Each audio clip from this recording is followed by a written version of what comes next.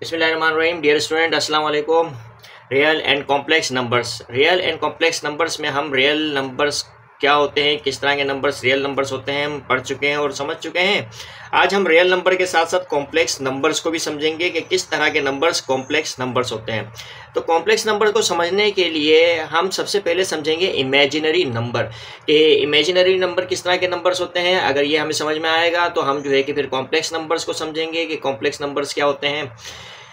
अच्छा, complex numbers के बाद हम कॉम्प्लेक्स नंबर्स के रियल पार्ट्स और इमेजिनरी पार्ट्स के बारे में पढ़ेंगे। फिर उसके बाद हम कॉम्प्लेक्स नंबर्स का कॉन्जुगेट किस तरह से किया जाता है वो हम पढ़ेंगे। फिर उसके बाद जो है हम लास्ट जो टॉपिक है वो है इक्वलिटी ऑफ कॉम्प्लेक्स नंबर्स के किस तरह से दो कॉम्प्लेक्स नंबर्स एक दूसरे के इक्वल होते हैं, ये हम पढ़ेंगे। तो इससे पहले कि हम कॉम्प्लेक्स नंबर को समझें तो हम सबसे पहले इमेजिनरी नंबर जो है वो समझेंगे। तो सबसे पहले हम इमेजिनरी नंबर्स जो है कि वो देखते हैं कि किस तरह के नंबर्स होते हैं। हम इमेजिनरी नंबर समझते हैं कि किस तरह के नंबर्स इमेजिनरी नंबर्स होते हैं। तो देखो, जब कभी भी हम रियल नंबर्स का स्क्वायर करें, अब वो रियल नंबर चाहे पॉजिटिव हो चाहे नेगेटिव हो, जब भी हम रियल नंबर का स्क्वायर करते हैं तो ये जहन में रखना है कि उसकी वैल्यू हमेशा क्या आएगी, पॉजिटिव आएगी। जैसे 1 एक रियल नंबर है, -1 एक रियल नंबर है, स्क्वायर करेंगे तो हमारे पास जो है कि क्या आएगी, पॉजिटिव वैल्यू आएगी। इसी तरह से √2 -√2 ये दोनों क्या है, रियल नंबर है, स्क्वायर करने पर हमारे पास पॉजिटिव वैल्यू आएगी।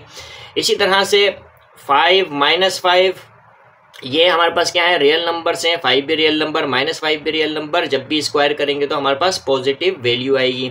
1/2 -1/2 ये क्या है, ये भी रियल नंबर है, जब भी स्क्वायर करेंगे तो हमारे पास पॉजिटिव वैल्यू आएगी। तो जब भी रियल नंबर्स का, चाहे वो रियल नंबर पॉजिटिव हो चाहे वो रियल नंबर नेगेटिव हो, आप कोई भी रियल नंबर सोचकर, कोई भी रियल नंबर, ये तो मैंने एज एन एग्जाम्पल सारे रियल नंबर लिए हैं, नेगेटिव भी पॉजिटिव भी, सिर्फ बताने के लिए कि कोई भी रियल नंबर्स आप लें, उसका स्क्वायर करें तो हमेशा जो आपके पास रिजल्ट आएगा, हमेशा जो वैल्यू आएगी वो क्या आएगी, पॉजिटिव आएगी। ये हमने जो है कि बात को याद रखना है।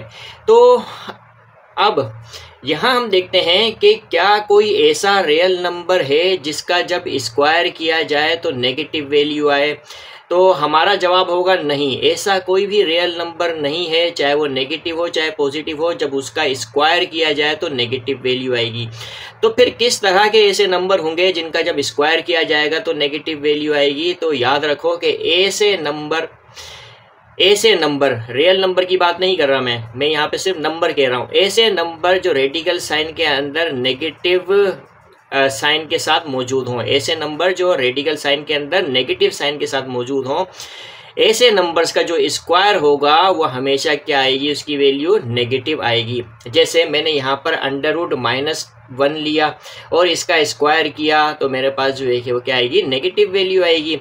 यानी कि 2 और रेडिकल साइन कट जाएगी तो -1 = -1 के इक्वल हो जाएगा।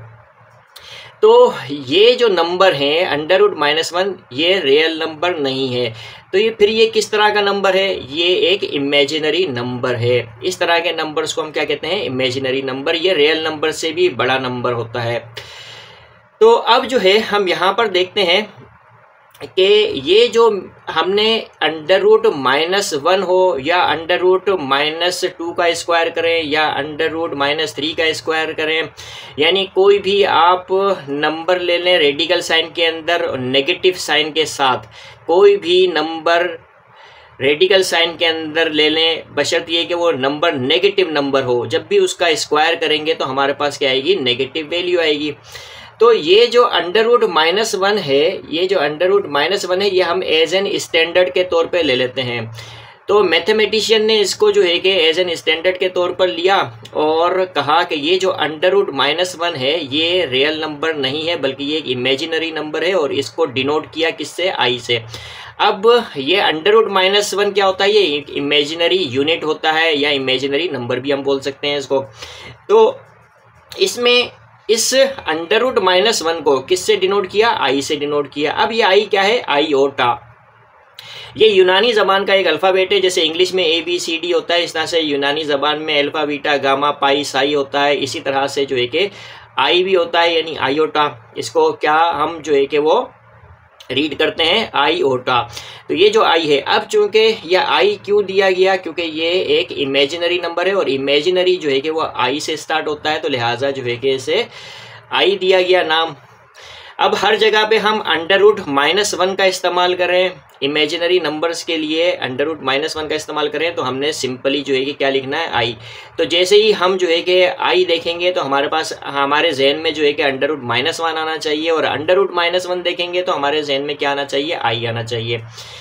तो √-1 की बजाय हम जो है कि वो क्या लिखेंगे, इमेजिनरी नंबर के लिए आई लिखेंगे। तो ये बात यहाँ पर क्लियर हुई होगी।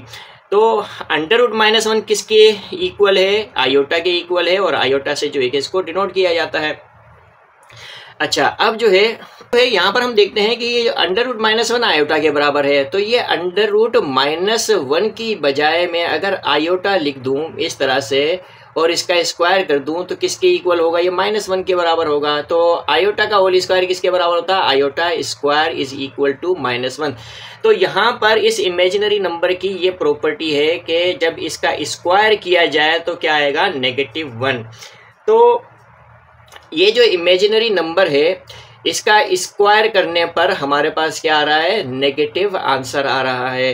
तो लिहाजा इस तरह के नंबर्स को जो है कि हम क्या कहते हैं, इमेजिनरी नंबर कहते हैं, और ये नंबर रियल नंबर नहीं होते, ये जहन में रखना है। तो इस तरह के नंबर्स को जो है कि हम क्या कहेंगे, इमेजिनरी नंबर। तो यहाँ पे ये बात याद रखनी है कि √-1 जो है कि वो किसके बराबर है, आयोटा के बराबर है। अब यहाँ पर इस तरह के नंबर्स यानी इमेजिनरी नंबर्स की ज़रूरत जो है कि वो क्यों पड़ी, यहाँ पर हम देखते हैं कि हमारे पास जब ये इक्वेशन है, मैंने एज एन एग्जांपल ये इक्वेशन ली है, x² - 1 is equal to 0, x² - 2 is equal to 0, x² - 25 is equal to 0, या x² + 1 is equal to 0, x² + 2 is equal to 0, x² + 25 is equal to 0। तो ये मैंने जो है कि कुछ इक्वेशन लिए एज एन एग्जांपल। तो मैथमेटिशियन जब इस तरह की इक्वेशंस को जो है, इस फॉर्म की इक्वेशंस को जब सोल्व कर रहे थे, तो जब इस तरह की इक्वेशन को सोल्व कर रहे थे तो उन्होंने देखा कि ये तो बहुत आसानी से जो है कि इसका जो है वो सॉल्यूशन, रियल सॉल्यूशन मिल रहा था उन्हें। जैसे अगर मैं x² - 1 इज इक्वल टू 0 है तो x² इज इक्वल टू 1 के बराबर होगा। अब taking square root on both side, दोनों साइड पे जब हमने स्क्वायर रूट लिया तो ये +- का 1 आया। तो यहाँ पर x इज इक्वल टू +-1। अब देखो x की वैल्यू क्या है, +1 है, -1 है। अब +1 और -1 क्या होता है, रियल नंबर, यानी +1 भी रियल नंबर है, -1 भी रियल नंबर है। अब ये में x की वैल्यू +1 है और -1 दोनों रियल नंबर है। जब x की जगह मैं +1 रखूंगा और स्क्वायर करूंगा तो मेरे पास क्या आएगा, +1 आएगा। -1 रखकर स्क्वायर करूंगा तब भी पॉजिटिव रिजल्ट आएगा। तो इसका मतलब ये है कि ये जो रियल नंबर है ये इस इक्वेशन को सेटिस्फाई कर रहा है, तो लिहाजा इस इक्वेशन का रियल सॉल्यूशन मौजूद है। अब यहाँ पर हम देखते हैं x² - 2 है। एक और एग्जांपल के तौर पे इस इक्वेशन को ले लेते हैं, तो x² इज इक्वल टू 2 हो जाएगा और x² यानी दोनों तरफ हम स्क्वायर रूट ले लेंगे तो ये +-√2 हो जाएगा। इसी तरह से हम यहाँ पर देखते हैं कि ये जो x है किसके इक्वल होगा, +-√2। अब +√2 और -√2 ये क्या है, रियल नंबर्स हैं। अब ये जो रियल नंबर्स हैं, जब +√2 में x की जगह रखूंगा और उसका स्क्वायर करूंगा तो 2 वैल्यू आएगी, यानी पॉजिटिव वैल्यू आएगी। -√2 रखूंगा x की जगह और उसका स्क्वायर करूंगा तब भी मेरे पास +2 आएगा। और +√2 और -√2 क्या है, रियल नंबर है। तो यानी कि ये रियल नंबर जो है वो क्या है, इस इक्वेशन को सेटिस्फाई कर रहे हैं, तो लिहाजा इस इक्वेशन का रियल सॉल्यूशन है। इसी तरह से हम यहाँ पर ये देखते हैं कि x² - 25 इज इक्वल टू 0 है, तो x² किसके इक्वल होगा, 25 के। तो दोनों जानिब जब हम स्क्वायर रूट ले लेंगे तो +- तो यहाँ से x की वैल्यू क्या आएगी हमारे पास, +-5 आ जाएगी। अब प्लस का 5 और माइनस का 5 क्या है, ये रियल नंबर्स हैं। अब जब मैं x की जगह x की वैल्यू +5 रखूंगा, स्क्वायर करूंगा तो मेरे पास पॉजिटिव वैल्यू आएगी। माइनस का 5 यानी प्लस का 25 आ जाएगा। -5 रखूंगा, स्क्वायर करूंगा तब भी मेरे पास जो है कि वो 25 आएगा। तो लिहाजा जो है कि ये जो रियल नंबर है +5 और -5 ये इस इक्वेशन को सेटिस्फाई कर रहा है। तो लिहाजा जो है कि इस इक्वेशन का जो है वो रियल सोल्यूशन है। अब यहाँ पर हम देखते हैं कि यहाँ तो x square minus one is equal to zero, यहाँ x square plus one is equal to zero है। जब मैथमेटिशियन को इस तरह की इक्वेशन मिली x square plus one is equal to zero, तो x square is equal to minus one होगा। अब taking root on both side, दोनों तरफ जो है कि हम स्क्वायर रूट ले लेंगे, तो क्या होगा हमारे पास plus minus under root minus one होगा। अब देखो यहाँ माइनस वन है, अंडर रूट माइनस वन है। अब यहाँ पर हमारे पास कोई ऐसा रियल नंबर नहीं है जिसका जब स्क्वायर किया जाए तो हमारे पास माइनस वन आए, तो लिहाजा जो है कि यहाँ पर x is equal to plus minus under root minus one होगा। अब ऐसा नहीं है कि यहाँ पर माइनस वन का आप जो है कि स्क्वायर रूट निकाल के यानी माइनस वन निकाल के बैठ जाए, गलत हो जाएगा। तो इसको इसी तरह से रखा जाएगा यहाँ, क्योंकि ऐसा कोई भी रियल नंबर नहीं है जिसका जब स्क्वायर किया जाए तो माइनस वन रिजल्ट आए। तो लिहाजा जो है कि ये x is equal to plus minus under root minus one ही रहेगा। अब हम अच्छी तरह से देख चुके हैं, यहाँ पर समझ चुके हैं कि ये जो अंडर रूट माइनस वन है ये किसके इक्वल है, आयोटा के इक्वल है। इसको नाम क्या दिया गया, आयोटा का नाम दिया गया। तो यानी कि अब ये कोई रियल नंबर नहीं है। तो अब ये रियल नंबर नहीं है तो इसका कोई रियल सोल्यूशन भी नहीं है। जब इस इक्वेशन का कोई रियल सोल्यूशन नहीं है तो लिहाजा फिर ये जो किस तरह का नंबर हुआ, ये इमेजिनरी नंबर हुआ। तो हम यहाँ पर x की वैल्यू जो है कि वो क्या रखेंगे, प्लस माइनस आयोटा, क्योंकि अंडर रूट माइनस वन क्या है, आयोटा के बराबर है, और ये प्लस माइनस की साइन एज इट इज रख दी। अब जो है इसका कोई रियल सोल्यूशन इस इक्वेशन का नहीं है, बल्कि इसका जो सोल्यूशन है वो क्या है, इमेजिनरी सोल्यूशन है या कॉम्प्लेक्स सोल्यूशन है, इसको यूं बोल सकते हैं हम। तो अब जो है कि अगर मैं यहाँ पर x की जगह x की वैल्यू प्लस आई लिखूंगा और उसका स्क्वायर करूंगा तो किसके इक्वल होगा, माइनस के वन के बराबर होगा। यानी कि माइनस का आयोटा स्क्वायर किसके इक्वल होगा, माइनस के वन के बराबर होगा। देखो आयोटा स्क्वायर किसके बराबर होगा, माइनस के वन के बराबर। अब माइनस का आयोटा रखूंगा x की जगह और उसका स्क्वायर करूंगा तब भी मेरे पास जो है कि वो माइनस वन ही रिजल्ट आएगा। तो लिहाजा जो है कि हम यहाँ पर देखते हैं कि हमारे पास आयोटा स्क्वायर किसके बराबर है, माइनस के वन के बराबर है। तो इसका जो है रियल सोल्यूशन नहीं है, बल्कि जो है कि वो क्या है, एक इमेजिनरी सोल्यूशन होगा इस इक्वेशन का। इसी तरह से यहाँ पर हम देखते हैं कि x square plus two is equal to zero है, तो x square is equal to minus two के बराबर होगा। तो लिहाजा यहाँ पर taking square root on both side, दोनों साइड पर जब हम स्क्वायर रूट लेंगे तो ये plus minus minus under root two होगा। अब यहाँ पर हम देख सकते हैं, देखो हमने क्या स्टैंडर्ड बनाया, मैथमेटिशियन ने क्या स्टैंडर्ड बनाया कि अंडर रूट माइनस वन को उन्होंने क्या कहा, आयोटा का नाम दिया। अब यहाँ तो अंडर रूट माइनस टू है, तो अब हम यहाँ पर इसको इस तरह से लिख सकते हैं कि यहाँ पर under root x square x के इक्वल होगा plus minus under root minus two के बराबर होगा ये। अच्छा, अब यहाँ हम देख सकते हैं कि ये तो अंडर रूट माइनस वन है, तो क्या अंडर रूट माइनस वन को मैं इस तरह से लिख सकता हूँ, टू इंटू माइनस वन, भाई लिख सकते हैं इसको, under root minus one minus two को टू इंटू माइनस वन लिख सकते हैं। तो x is equal to plus minus, अब इसको हम इस तरह से भी लिख सकते हैं, अंडर रूट टू यानी स्क्वायर रूट की प्रॉपर्टी को इस्तेमाल करते हुए हम इसको इस तरह से भी लिख सकते हैं, under root two into under root minus one, इस तरह से लिखा जा सकता है। तो अब जो है कि x किसके इक्वल होगा, प्लस माइनस, अब अंडर रूट टू हमने एज इट इज लिखा और हमें पता है कि अंडर रूट माइनस वन किसके बराबर होता है, आयोटा के बराबर होता है। तो ये जो है कि वो क्या है, एक इमेजिनरी नंबर है। Under root plus minus under root two iota क्या है, एक इमेजिनरी नंबर है। अब यहाँ पे याद रखना, ये जो अंडर रूट टू है ये एक रियल नंबर है और आई जो है वो एक इमेजिनरी यूनिट है।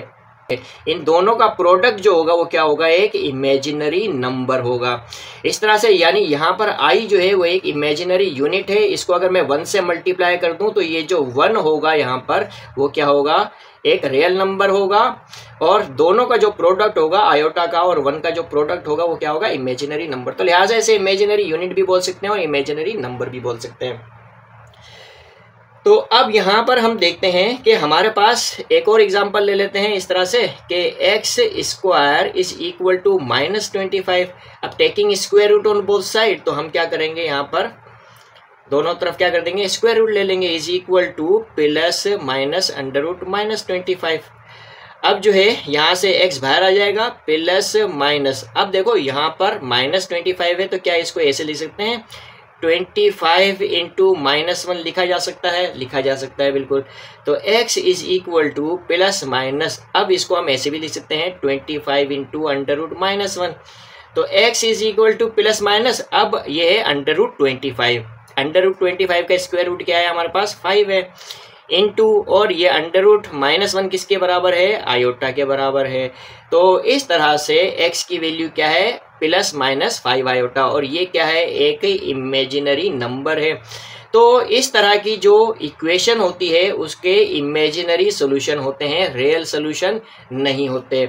तो लिहाजा जो है कि रियल नंबर से भी बड़ा एक नंबर होता है जिससे हम क्या कहते हैं, कॉम्प्लेक्स नंबर कहते हैं। और जो है कि अब हमें इमेजिनरी नंबर्स जो है कि वो समझ में आए हैं, तो हम जो है कि अब क्या समझते हैं, कॉम्प्लेक्स नंबर। अब हम देखो कॉम्प्लेक्स नंबर समझते हैं, हमने इमेजिनरी नंबर समझा, इमेजिनरी नंबर क्या होता है वो हमने समझा, अब हम कॉम्प्लेक्स नंबर समझते हैं। तो कॉम्प्लेक्स नंबर्स जो होते हैं वो क्या होते हैं, कॉम्प्लेक्स नंबर्स जो होते हैं वो sum of real numbers and imaginary numbers होते हैं। यानी रियल नंबर और इमेजिनरी नंबर का जो सम होता है वो क्या कहलाता है, कॉम्प्लेक्स नंबर। ये हमने जहन में रखना है, ठीक है। अब कॉम्प्लेक्स नंबर को हम किससे डिनोट करते हैं, z से डिनोट करते हैं, कॉम्प्लेक्स नंबर को हम z से डिनोट करते हैं। और जो है कि इस कॉम्प्लेक्स नंबर को z से डिनोट करते हैं, और ये क्या होता है, a प्लस आयोटा b, क्या होता है, इसकी स्टैंडर्ड फॉर्म है कॉम्प्लेक्स नंबर की, वो क्या है, a प्लस आयोटा b। अब यहाँ पे कॉम्प्लेक्स नंबर को हमने z से डिनोट किया और किसके इक्वल होता है, a प्लस आयोटा b के बराबर। और ये जो a है ये क्या है, रियल नंबर, यहाँ पर ये जो a है वो क्या है, रियल नंबर है। इसी तरह से ये जो आयोटा b है ये क्या है हमारे पास, इमेजिनरी नंबर, और ये प्लस की साइन है, ये प्लस की साइन, यानी sum of real number and imaginary number is called complex number. और कॉम्प्लेक्स नंबर को हम z से डिनोट करते हैं। ये बहुत आसान सा तरीका है किसी भी कॉम्प्लेक्स नंबर को पहचानने का। तो जब भी कॉम्प्लेक्स नंबर्स जो है कि वो लिखा जाएगा वो किस तरह से लिखा जाएगा, a प्लस आयोटा b, या बाज़-औक़ात इसको ऐसे भी लिख सकते हैं, x प्लस आयोटा y भी लिखा जा सकता है। तो ये जो है कि कॉम्प्लेक्स नंबर है। अब कॉम्प्लेक्स नंबर को हम इस तरह से भी लिख सकते हैं, मैं अगेन लिखता हूँ, z is equal to a plus iota b, और इसको जो है कि वो इस तरह से भी लिखा जा सकता है। देखो ये तो हमने आयोटा की फॉर्म में लिखा है इसको, और ये स्टैंडर्ड फॉर्म है कॉम्प्लेक्स नंबर की। अब इसको हम ऑर्डर पेयर की फॉर्म में भी लिख सकते हैं, ये याद रखना है आपको, दोनों फॉर्म्स आपको पता होनी चाहिए, यानी कि कॉम्प्लेक्स नंबर की दोनों शक्लें आपको याद रहनी चाहिए कि किस किस तरह से लिखा जा सकता है। तो a प्लस आयोटा b की फॉर्म में भी लिखा जा सकता है कॉम्प्लेक्स नंबर को, और ये जो ऑर्डर पेयर की फॉर्म में भी लिखा जा सकता है। जैसे ये a लिखा, कोमा लिखा, और ये क्या लिखा हमने, b लिखा, तो इस तरह से भी लिखा जा सकता है। अगर कॉम्प्लेक्स नंबर हमारे पास इस तरह से लिखा हुआ हो, a plus minus iota b, तो a plus minus iota b किसके इक्वल होता है, a माइनस आयोटा बी के बराबर होता है। तो इसको जो है कि हम इस तरह से भी लिख सकते हैं, z इज इक्वल टू, अब यहाँ पर ऑर्डर पेयर की शक्ल में इसको किस तरह से लिखेंगे, a कोमा माइनस बी, इस तरह से लिखेंगे। तो अगर ऑर्डर पेयर की शक्ल में हमें कोई कॉम्प्लेक्स नंबर इस तरह से मिलेगा तो हम इस तरह से भी लिख सकते हैं उसको, और इस तरह से लिखा हुआ हो तो हम उसको इस तरह से भी लिख सकते हैं, या अगर इस तरह से इस फॉर्म में लिखा हुआ हो तो हम इस फॉर्म में भी लिख सकते हैं, और इस फॉर्म में लिखा हुआ हो तो हम इस फॉर्म में भी लिख सकते हैं। जैसे यहाँ पर हम एग्जांपल ले लेते हैं, और भी चीज़ें यहाँ पर आप देखो, समझो इस बात को कि अगर मैंने कहा कि मेरे पास एक कॉम्प्लेक्स नंबर है जिसको मैंने किससे डिनोट किया है, z से। अगर यहाँ पर हमारे पास 3 प्लस आयोटा, ये 3 प्लस 4 आयोटा है, क्या है, 4 आयोटा है। अगर 3 प्लस 4 आयोटा है तो यहाँ पर जो हम देख सकते हैं कि ये क्या है, हमारे पास एक कॉम्प्लेक्स नंबर है, तो इसको हम जो है कि इस तरह से भी लिख सकते हैं, 3,4।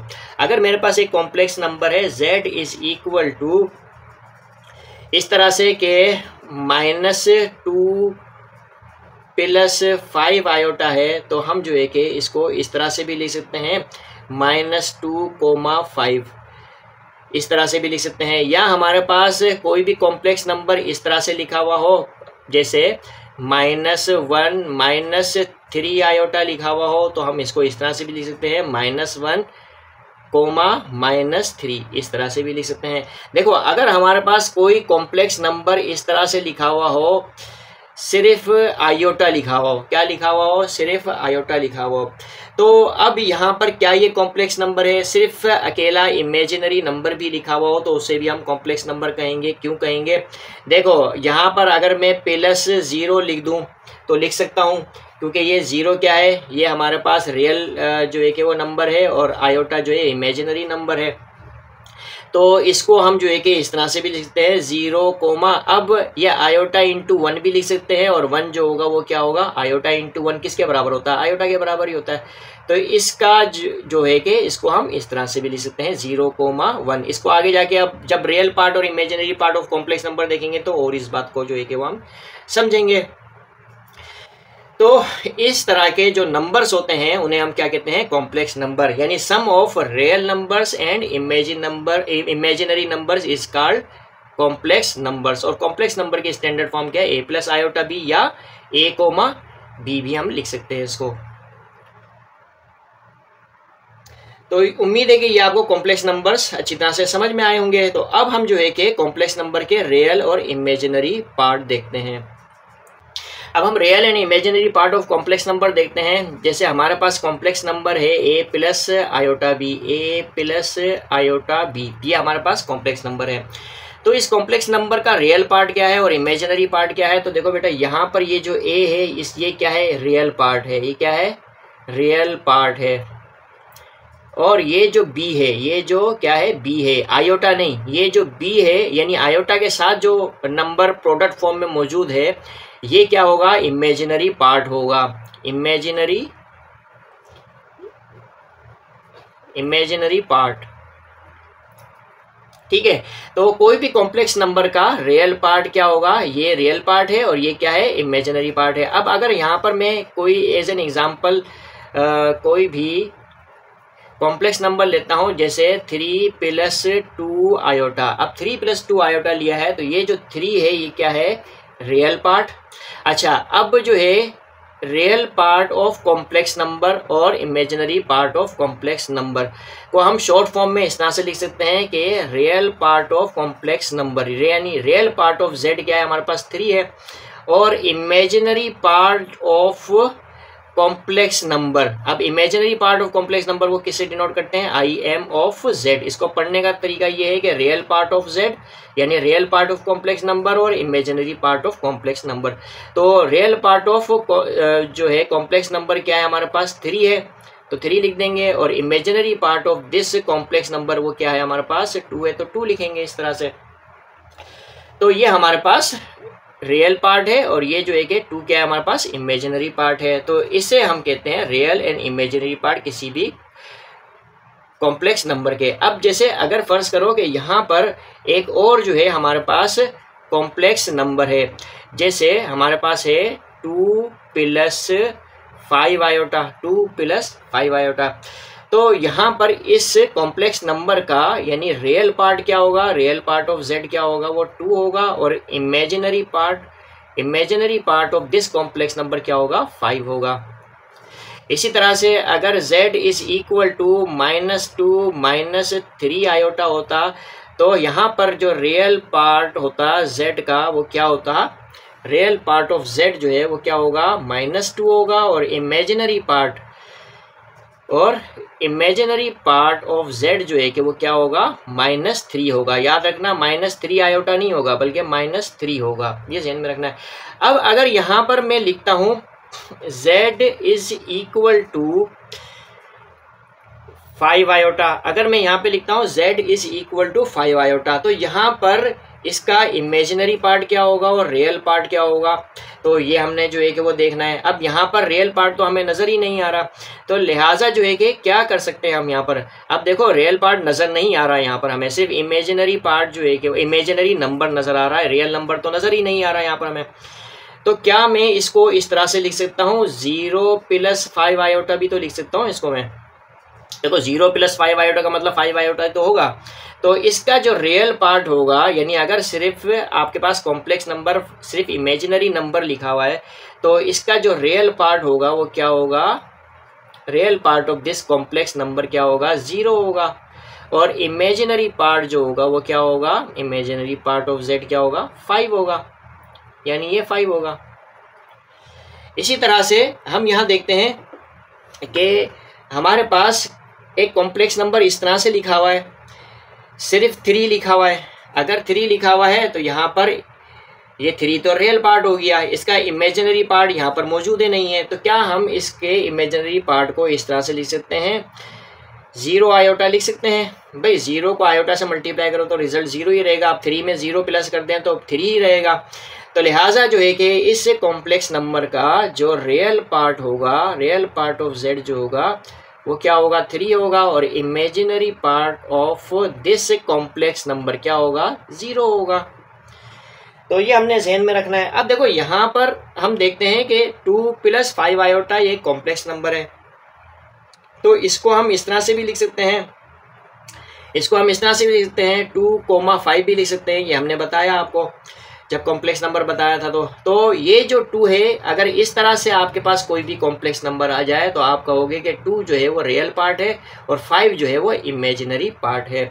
इसी तरह से यहाँ पर हम देख सकते हैं कि -2, -3 इस तरह से भी लिख सकते हैं इस कॉम्प्लेक्स नंबर को हम। तो -2 जो है कि वो क्या होगा, रियल पार्ट होगा, और -3 जो है कि वो क्या होगा, इमेजिनरी पार्ट होगा। यहाँ पर हम इसको 5 आयोटा को 0 + 5 आयोटा भी लिख सकते हैं, यानी इसको हम 0,5 भी लिख सकते हैं। तो यहाँ पर हमारे पास जो रियल पार्ट है वो क्या है, 0 है। जो पहला कंपोनेंट होगा वो रियल पार्ट, जो दूसरा कंपोनेंट होगा वो इमेजिनरी पार्ट होगा। इसी तरह से यहाँ पर हम देख सकते हैं कि कॉम्प्लेक्स नंबर हमारे पास क्या था, यहाँ पर 3 था, तो इसको हमने 3 + 0 आयोटा भी लिख सकते हैं। तो यानी कि इसको हम 3,0 भी लिख सकते हैं। तो रियल पार्ट क्या है हमारे पास, 3 है, और इमेजिनरी पार्ट जो है कि वो क्या है, 0 है। तो इस तरह से आपको रियल पार्ट और इमेजिनरी पार्ट का पता होना चाहिए। तो ये आपको आई होप के समझ में आया होगा कि किस तरह से अगर हमारे पास कॉम्प्लेक्स नंबर लिखे हुए होते हैं तो हमने उसका रियल पार्ट और इमेजिनरी पार्ट को किस तरह से जो है कि वो पहचान कर लिखना है। ठीक है, तो यहाँ पर जो है कि अब यहाँ पर जो बात ज़हन में रखने वाली है कि किसी भी कॉम्प्लेक्स नंबर का रियल पार्ट और इमेजिनरी पार्ट जो है कि आपको बताने के लिए इस बात का होना ज़रूरी है कि वो कॉम्प्लेक्स नंबर इस स्टैंडर्ड फॉर्म में लिखी हुई हो। अगर इस स्टैंडर्ड फॉर्म में लिखी हुई नहीं है कॉम्प्लेक्स नंबर, तो पहले हमने उसे स्टैंडर्ड फॉर्म में लिखना है, फिर हमें रियल एंड इमेजिनरी पार्ट बताना है। अगर कोई भी कॉम्प्लेक्स नंबर स्टैंडर्ड फॉर्म में नहीं लिखा हुआ, यानी इस फॉर्म में नहीं लिखा हुआ है, और हम जो है यानी कि कोई भी कॉम्प्लेक्स नंबर अगर इस फॉर्म में नहीं लिखा हुआ है, यानी a + आयोटा b की फॉर्म में नहीं लिखा हुआ है, तो हम उसका रियल और इमेजिनरी पार्ट नहीं बता सकते। तो जब भी कोई भी कॉम्प्लेक्स नंबर अगर स्टैंडर्ड फॉर्म में नहीं है तो पहले हम उसे इस तरह से स्टैंडर्ड फॉर्म में लेकर आएंगे, फिर उसके बाद जो है कि हम उसका रियल एंड इमेजिनरी पार्ट बताएंगे। जैसे फॉर एग्जांपल अगर हमारे पास z = 3 + 4 आयोटा अपॉन 2 है, z = 3 + 4 आयोटा अपॉन 2 है, तो क्या ये इस फॉर्म में है, तो हम कहेंगे नहीं। स्टैंडर्ड फॉर्म में लिखी हुई है ये शक्ल, तो हम कहेंगे नहीं। तो पहले इसको स्टैंडर्ड फॉर्म में लेके आएंगे। किस तरह से, z = अब ये जो 2 है 3 + 4 आयोटा के नीचे है, यानी 3 के नीचे भी है, और ये हमें छोटी क्लासेस से पता है, प्लस 4 आयोटा अपॉन 2, इस तरह से भी लिख सकते हैं हम इसको। यानी इसको हम इस तरह से भी लिख सकते हैं 3/2 प्लस 2 2 क्या होगा, 4 होगा, यानी 2 आयोटा हो गया, इस तरह से। तो अब हम यहाँ पर ये कॉम्प्लेक्स नंबर देखते हैं क्या है, ये जो है कि इस फॉर्म में आ गया, यानी a जो है वो किसके बराबर है, 3/2 के बराबर है, प्लस की साइन है प्लस की साइन, और आयोटा जो है वो आयोटा है, और b किसके बराबर है, 2 के बराबर है। तो अब ये जो शक्ल है ये इसकी ये वाली जो फॉर्म है, ये कौन सी फॉर्म है, स्टैंडर्ड फॉर्म है। तो अब आप बता सकते हो कि इसका रियल पार्ट क्या है और इमेजिनरी पार्ट क्या है। यहाँ पर आप नहीं बता सकते कि रियल पार्ट क्या है और इमेजिनरी पार्ट क्या है। तो सबसे पहले हम स्टैंडर्ड फॉर्म में लेके आएंगे, यानी ये वाली फॉर्म में लेके आएंगे, फिर हम बताएंगे कि रियल पार्ट क्या है और इमेजिनरी पार्ट क्या है। अब यहाँ पे आप देख सकते हो कि ये 3/2 + 2 आयोटा है, तो 3/2 जो है वो क्या है, रियल पार्ट है, और ये जो 2 है ये क्या है, एक इमेजिनरी पार्ट है। तो आई होप कि यहाँ पे आपको ये समझ में आया होगा कि किस तरह से हम किसी भी कॉम्प्लेक्स नंबर का रियल पार्ट और इमेजिनरी पार्ट बताते हैं। अब हम कॉन्जुगेट ऑफ कॉम्प्लेक्स नंबर को समझते हैं, बहुत ही आसान है। अच्छा, याद रखना, किसी भी कॉम्प्लेक्स नंबर का कॉन्जुगेट अगर हमें मालूम करना हो तो उसके लिए भी ज़रूरी है कि पहले कॉम्प्लेक्स नंबर स्टैंडर्ड फॉर्म में होना चाहिए। अगर कॉम्प्लेक्स नंबर स्टैंडर्ड फॉर्म में नहीं है तो हम उसका कॉन्जुगेट नहीं मालूम कर सकते। तो पहले स्टैंडर्ड फॉर्म में लेकर आएंगे, फिर उसके बाद हम उसका कॉन्जुगेट करेंगे, ठीक है। तो पहले वो स्टैंडर्ड फॉर्म में होनी चाहिए, तो इस ध्यान में रखना ये बात। अब हमारे पास अगर z जो है वो a + आयोटा b है, तो इसका कॉन्जुगेट क्या होगा, मैं क्या कर दूंगा, z के ऊपर बार लगा दूंगा। z के ऊपर बार लगाने के बाद क्या करूंगा, जो इमेजिनरी पार्ट है, अब यहाँ पर ये जहन में रखना है, इमेजिनरी पार्ट क्या है, यानी इमेजिनरी पार्ट जो है कि वो क्या है, b है। जो इमेजिनरी पार्ट के साथ जो साइन है वो साइन चेंज हो जाएगी, प्लस की है तो माइनस की आ जाएगी। तो z जो है हमारे पास एक कॉम्प्लेक्स नंबर है जो a + आयोटा b के बराबर है। तो इस z का जो कॉन्जुगेट होगा वो क्या होगा, z के ऊपर बार लगाएंगे, और जैसे ही z के ऊपर बार लगाएंगे तो ये a + iota b a - iota b हो जाएगा।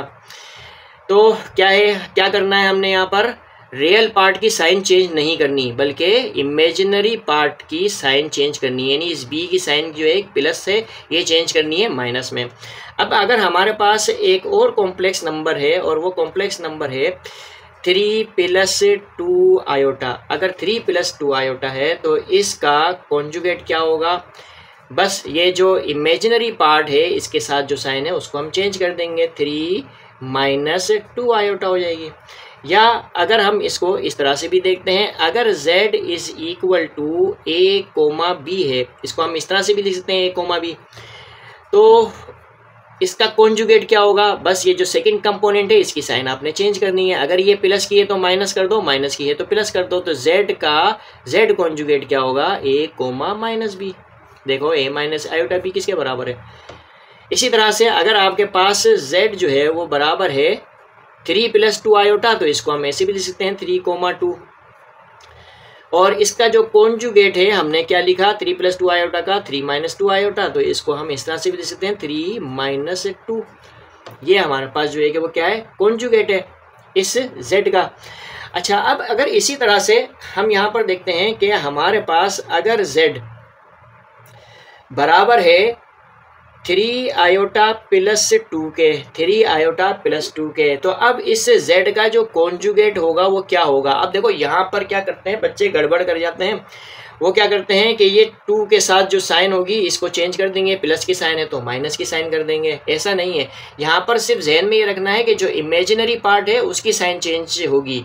जो इमेजिनरी पार्ट क्या है, अब भी यहाँ पे क्या है, सिर्फ जगह आगे पीछे की है, मैंने ऑर्डर चेंज किया है, तो यहाँ से आपको टेंशन नहीं लेना, सिर्फ आपको कॉन्सेप्ट क्लियर होना चाहिए क्या, कि इमेजिनरी पार्ट के साथ जो है कि वो साइन चेंज होती है। यानी ये जो 3 आयोटा मैंने पहले लिख दिया और रियल जो है कि पार्ट मैंने क्या किया, बाद में लिख दिया, तो साइन जो है कि वो इमेजिनरी पार्ट की ही चेंज होगी। यानी कि +3 आयोटा है तो ये -3 आयोटा होगा, और ये +2 एज इट इज रहेगा। या तो आप इसको पहले स्टैंडर्ड फॉर्म में ले आओ, फिर उसको जो है कि आप उसका कॉन्जुगेट करो। अब इसको आप कैसे लिखोगे, इस z को ऑर्डर फॉर्म में, यानी ऑर्डर पेयर फॉर्म में किस तरह से लिखना है। ऑर्डर पेयर फॉर्म में भी पहले आपको जो है कि वो रियल पार्ट लिखना है, याद रखना, पहले आपने क्या लिखना है, रियल पार्ट, फिर आपने लिखना है इमेजिनरी पार्ट। अगर आपने इसको 3, 2 कर दिया तो ये गलत हो जाएगा, 2, 3 ही लिखना है, पहले real part then imaginary part आपने लिखना है, ठीक है। और इसका जो कॉन्जुगेट है उसको आपने किस तरह से लिखना है, पहले रियल पार्ट ही लिखना है, फिर जो है कि ये -3 लिखना है, इस तरह से। तो ये बातें आपको जो है कि वो अच्छी तरह से समझ में आनी चाहिए। इसी तरह से अगर हमारे पास एक कॉम्प्लेक्स नंबर है मैं आपको सारी बातें बता रहा हूँ ताकि कभी भी किसी भी कॉम्प्लेक्स नंबर का कॉन्जुगेट करने में आपको तकलीफ ना हो।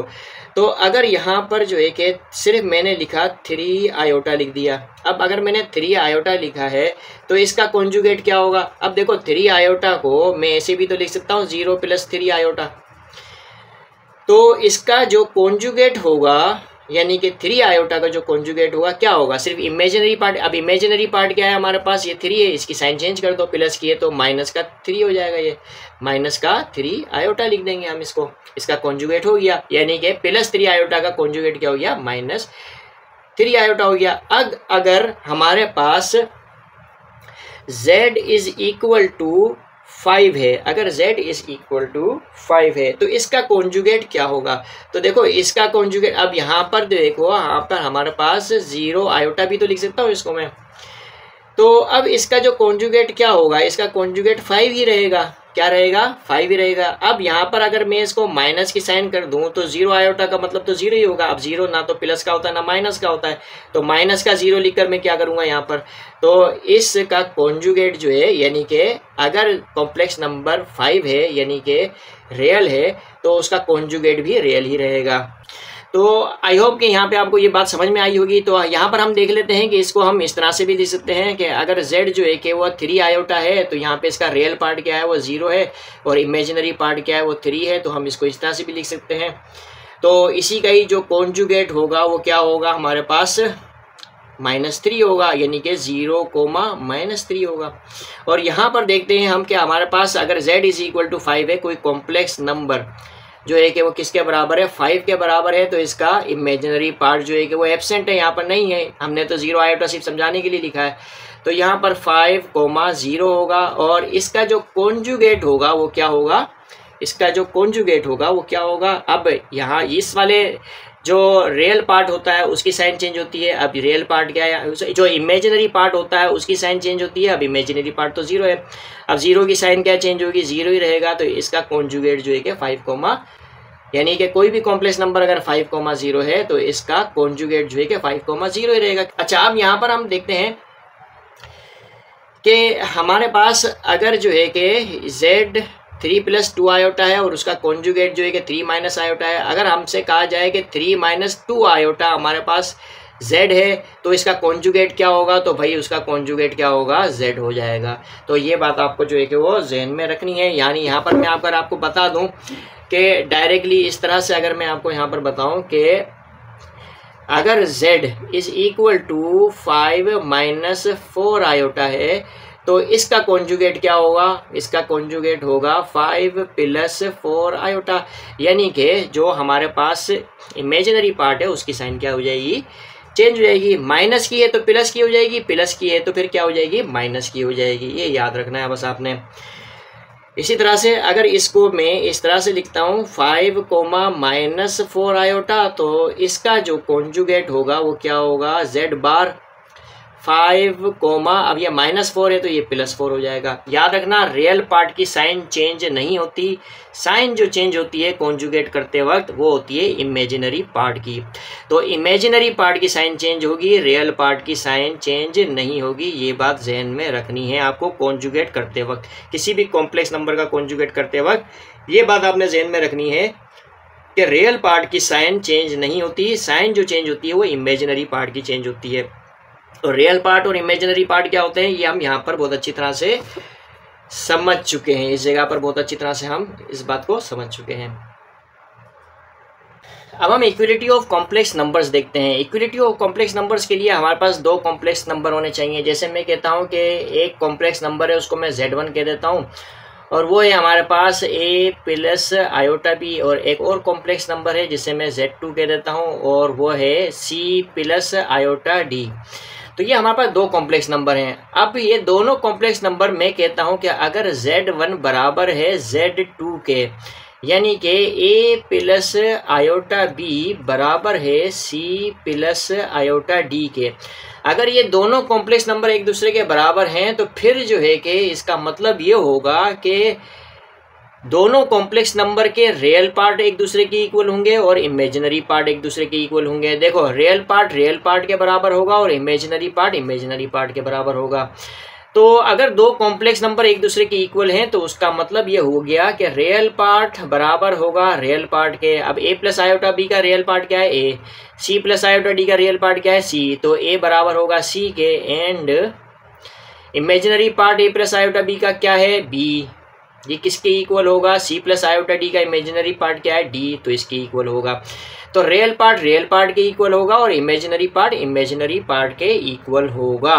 तो इस तरह से दो कॉम्प्लेक्स नंबर जो है कि एक दूसरे के इक्वल होते हैं कि जब उसका रियल पार्ट के इक्वल हो और इमेजिनरी पार्ट के इक्वल हो। अब इस बात को हम इस तरह से भी लिख सकते हैं कि अगर Z1 जो है कि हमारे पास a, b है, तो इस कॉम्प्लेक्स नंबर को मैं इस ऑर्डर पेयर वाली फॉर्म में लिखता हूँ। एंड Z2 जो है वो c, d वाली फॉर्म में है।